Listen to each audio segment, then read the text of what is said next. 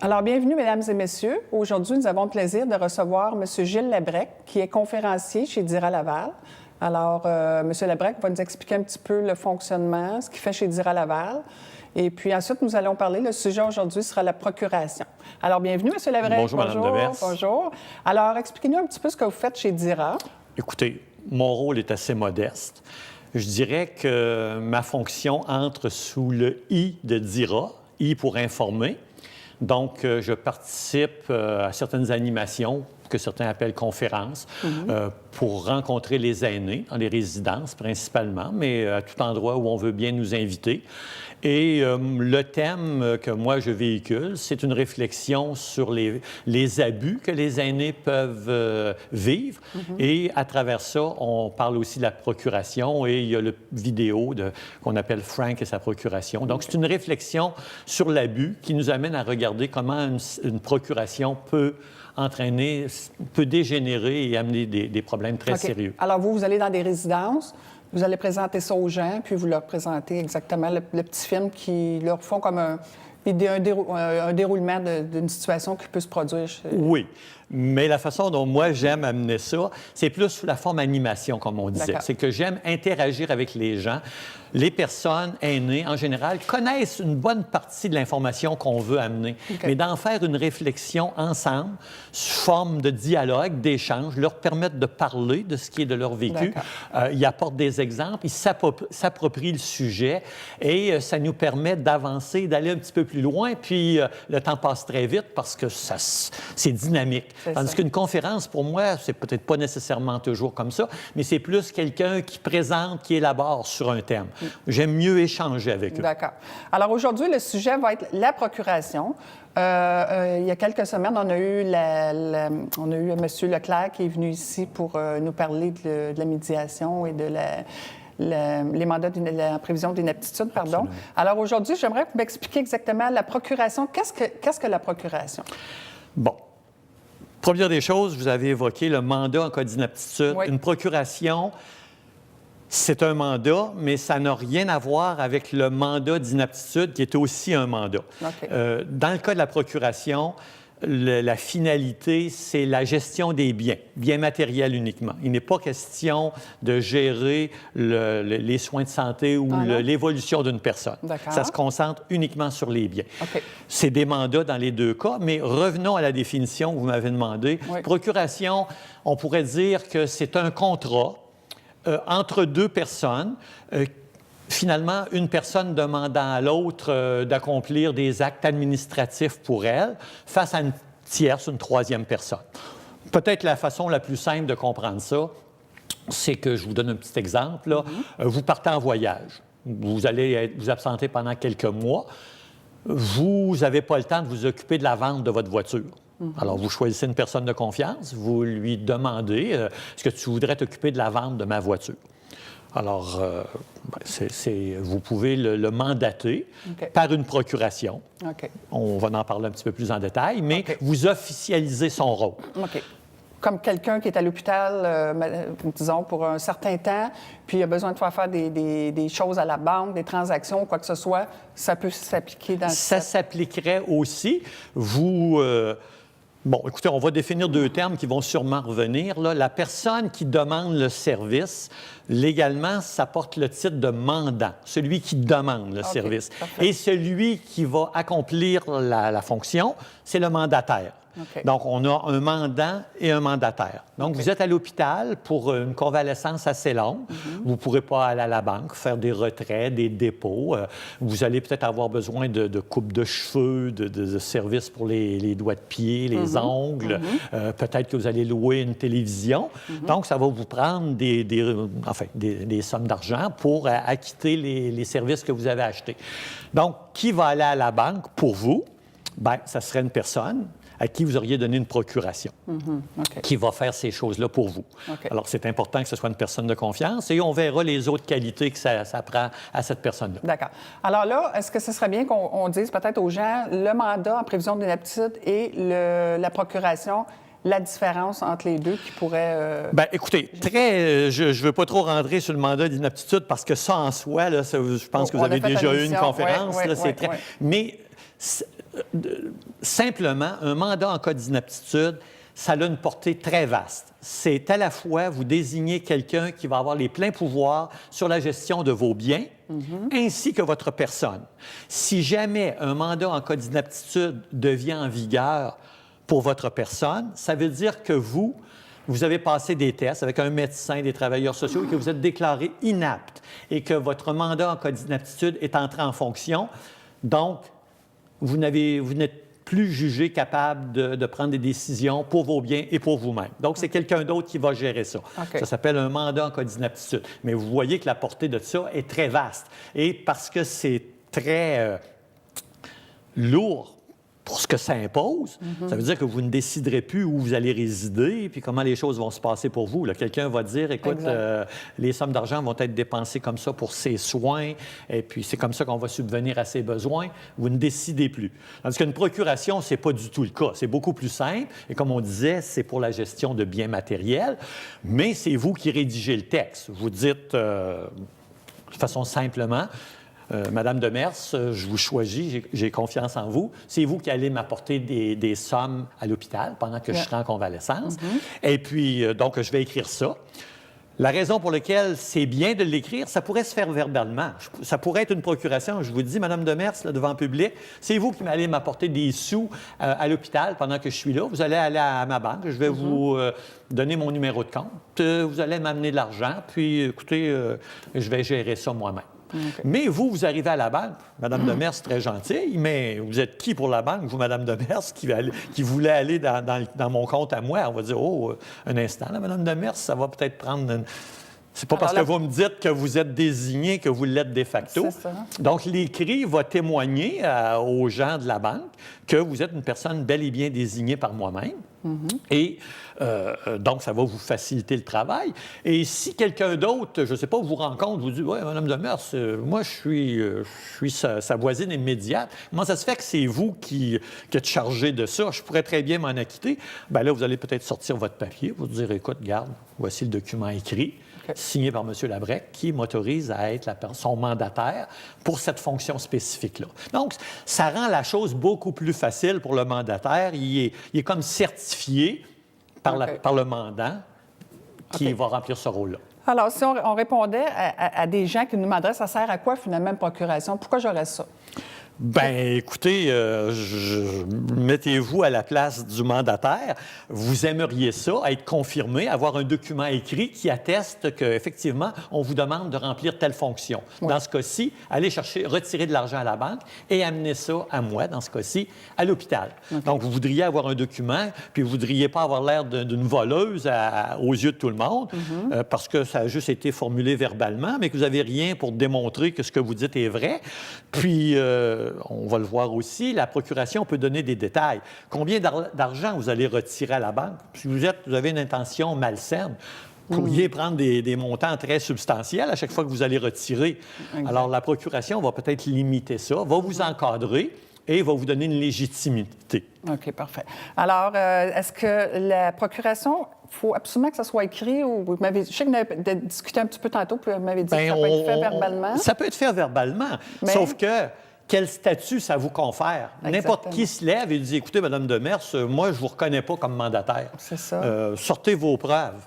Alors là, vous faites quoi si c'est juste été dit? Là, il faut retourner au mandant, il faut faire une petite démonstration que c'est bel et bien vous. Finalement, vous allez presque toujours finir par demander au mandant un document écrit qui atteste que vous êtes son mandataire. Parce qu'on ne peut pas arriver à la banque et dire à la dame, bien, moi, je suis le mandataire. Il faut qu'il y ait quelque chose. Oui. Bien, là, on parle de quelque chose qui concerne la banque. C'est certain que les banques, là, eux-mêmes, ont leur formule de procuration pour gérer cette opération-là, possiblement. Ils ont leur propre Ils pourraient vous proposer ça. Mais légalement, vous pourriez, de base, en rédiger une, mais peut-être les banques vont peut-être vouloir avoir leur propre formule. Et puis là, il y a aussi un petit jargon dont on pourra parler, parce qu'il faut...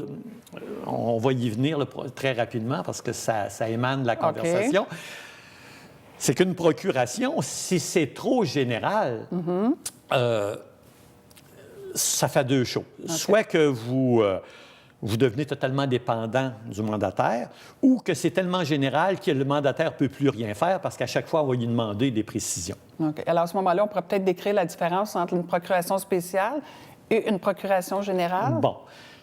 Procuration spéciale, je dirais que de façon générale, c'est ce qu'on aimerait. C'est spécial, mais c'est dans le sens de spécifique. C'est une procuration, c'est un mandat pour un objectif précis.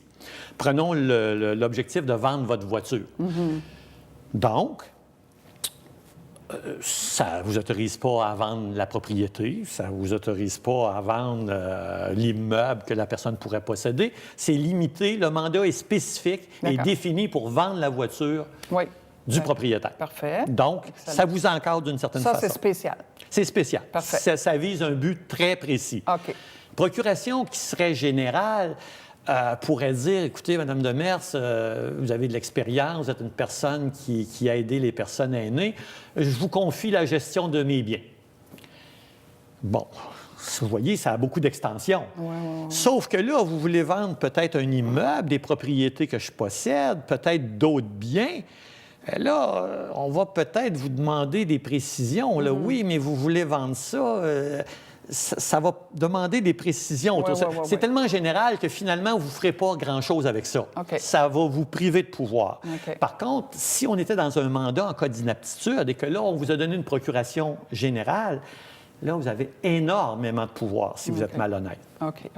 Alors, je pense que dans des cas comme ça, c'est très important de bien se renseigner pour que les gens soient vraiment... parce que c'est un petit peu mélangeant quand on parle... C'est un petit peu mélangeant, mais écoutez... Les documents, si on traite avec des gens honnêtes, ça ne crée pas de problème. Mais si on est confronté à des gens qui ont des intentions un petit peu douteuses, on peut ouvrir la porte. Donc, le jugement critique, poser des questions, aller chercher une seconde opinion, prendre le temps de réfléchir, consulter ses conseillers financiers. Vous parlez de la banque, vous avez des propriétés. Il y a des gens pour vous aider qui vont bien vous guider. Mais jamais signer ça sur le coin du comptoir là, avec deux personnes à côté qui disent « Allez, Madame Demers, là, ça presse, on n'a pas beaucoup de temps. » Puis là, vous dites « Ah ben oui, là, c'est une personne que je connais, je vais signer. » Ça, c'est très malsain. OK. Est-ce que c'est pas nécessairement quelqu'un de la famille? Ça peut être un ami ou quelqu'un de... Ça prend une personne fiable. Les qualités d'un mandataire, on demande que ce soit une personne intègre, honnête, qui agisse avec soin, qui va porter beaucoup de soin au mandat qui lui est donné. Et il est obligé par la loi, parce que c'est régi par la loyauté envers vous, et il ne doit surtout pas se mettre en conflit d'intérêts. Ah, OK. Alors ça, vous dites, c'est régi par la loi? Ah, oui? Bien, c'est-à-dire que c'est un contrat, comme on a dit. Si vous agissez à vos fins personnelles, en pensant ou en vous maquillant derrière ma procuration, puis que vous me desservez et que j'apprends ça, il pourrait avoir des recours contre vous. Absolument. Ah oui, hein? Ah oui. Puis est-ce que ça peut être fait d'avance ou c'est quelque chose qui se fait habituellement quand il arrive une situation? Bien, écoutez, là, bon, il y a des moments où il arrive des choses dans la vie qu'on ne peut pas anticiper. Si vous voyez votre médecin et qui décrète que vous devez être hospitalisé pour une opération très sévère, bon, vous ne l'aviez pas planifié. Mais c'est sûr qu'avant d'entrer à l'hôpital, ça va être bien que vous planifiez un petit peu là, qui va faire ces services-là pour vous. OK. Alors, là-dessus, nous allons prendre une petite pause. Et nous serons de retour, mesdames et messieurs.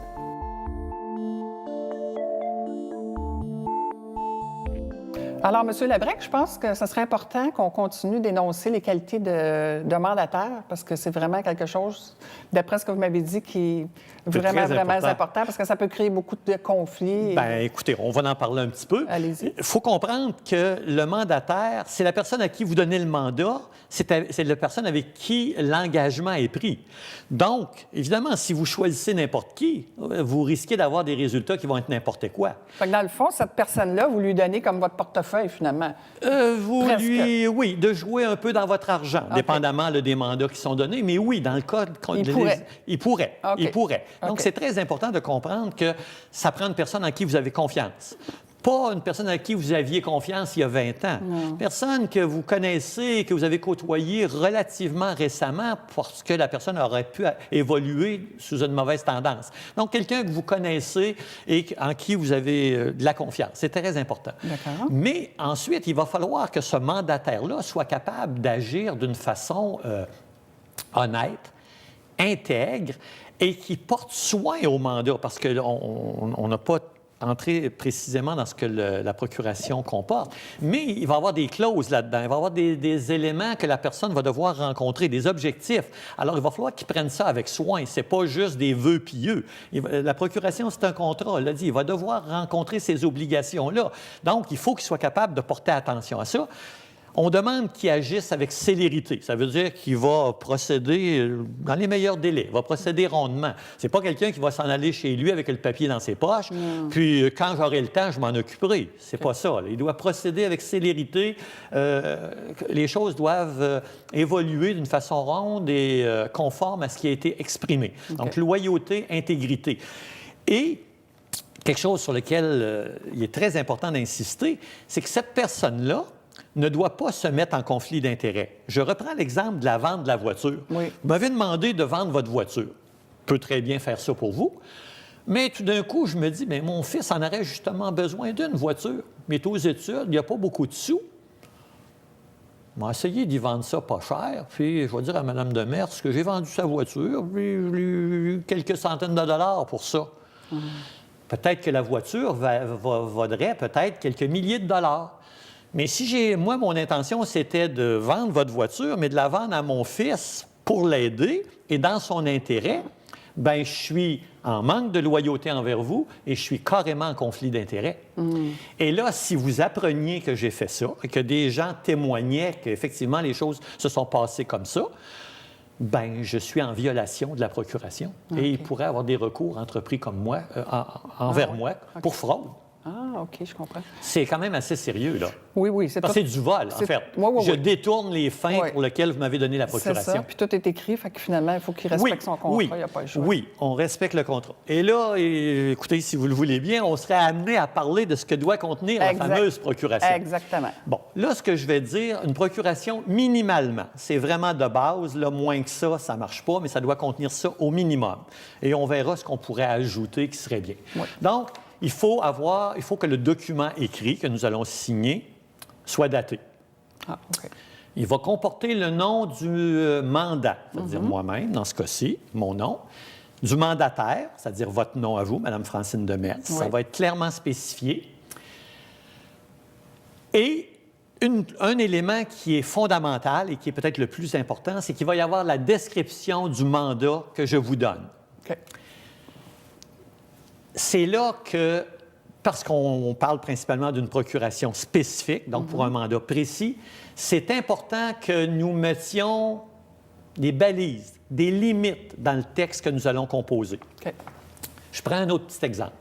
Vous m'avez demandé sur la même voiture dont on parle depuis quelques minutes, vous partez en vacances, vous voulez respecter la loi du Québec qui impose d'avoir des pneus d'hiver, vous voulez, je pars à l'automne, je vous demande de vous assurer que les pneus d'hiver sont posés sur ma voiture. Donc, on peut dire, pour éviter que vous dépassiez la date critique, qu'il y ait des amendes imposées, je vous demande que les pneus d'hiver soient posés pour le 1er décembre. Vous pourriez dire ça. Vous allez faire poser des pneus d'hiver, mais le mandat doit être rempli pour le 1er décembre de l'année en cours. Parce que vous pourriez, si vous ne le spécifiez pas, ça voudrait pouvoir dire, est-ce que vous allez faire poser des pneus d'hiver à tous les années dans l'avenir? Ah, okay. Non. Alors, on spécifie. Juste pour cette année-là. Avant le 1er décembre, mettons, bien là, ça serait pour 2016, l'année prochaine. Exactement. Donc, on limite, là. C'est pas quand tu veux, c'est qu'il y a une échéance. Okay. Maintenant, moi, là, je suis un amateur de voiture. Moi, là, c'est les pneus haut de gamme, hautement performants. Mais vous avez une voiture très ordinaire, familiale, de service que vous utilisez tous les jours. Vous n'avez peut-être pas besoin d'avoir les pneus haut de gamme, les plus performants. Donc, vous pourriez dire, écoute, pour poser des pneus sur ma voiture, je limite la dépense à un maximum de, que vous estimeriez raisonnable, un 1500, un 2000 $, je ne sais pas, c'est peut-être beaucoup, mais Donc, la personne ne pourrait pas partir en peur, comme on dit, puis mettre des 3 000 puis des 4 000 sur des pneus d'hiver. C'est balisé, c'est encadré. Donc, il y a une date, et puis ça doit être fait avant cette date-là, et puis la personne ne doit pas dépasser ce montant-là. Donc, c'est un peu ça quand on dit apporter des précisions. Il y a une échéance, il y a des contraintes financières qui sont spécifiées, de sorte que la personne ne dépensera pas 10 000 parce qu'on va y revenir. Mais le mandant est responsable des frais encourus par son mandataire. OK.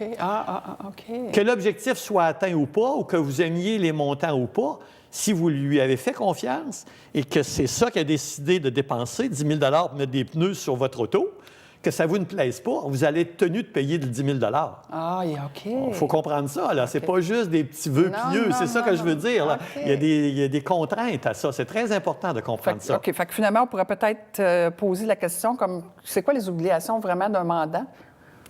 Ces obligations, bon, juste avant de répondre, c'est que minimalement, il faut aussi que le mandant ait signé la procuration. Ah oui, OK. Et bon, je finis ça. Oui, qui accepte ça. OK. Maintenant, ce serait bien qu'il y ait des témoins, mais ce n'est pas requis. Non. Le mandataire n'a pas à signer non plus, mais il doit en être informé et il doit accepter.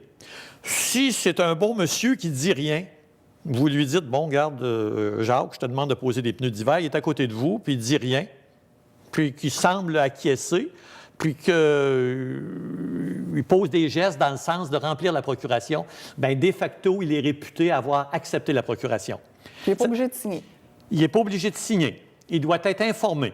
Le seul qui doit signer, c'est le mandant. Ah oui. Alors, la dame a dit, moi, j'ai besoin de faire poser des pneus, voici mon budget, voici ci, oui, vous m'informez de ça. C'est ça, donne le nom du monsieur. Oui, monsieur c'est-à-dire que normalement, vous devez m'informer. Donc, en me disant que je vais faire ça, normalement, une personne normale va dire oui ou non.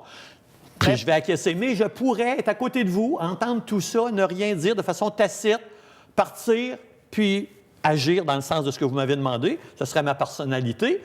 Mais si je ne me manifeste pas de quelque façon, ayant entendu ce que vous avez dit, c'est comme si j'avais accepté. OK, mais il faut qu'elle donne le nom de la personne. Oui.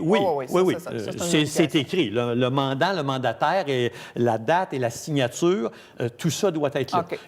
On pourrait ajouter facultativement des témoins.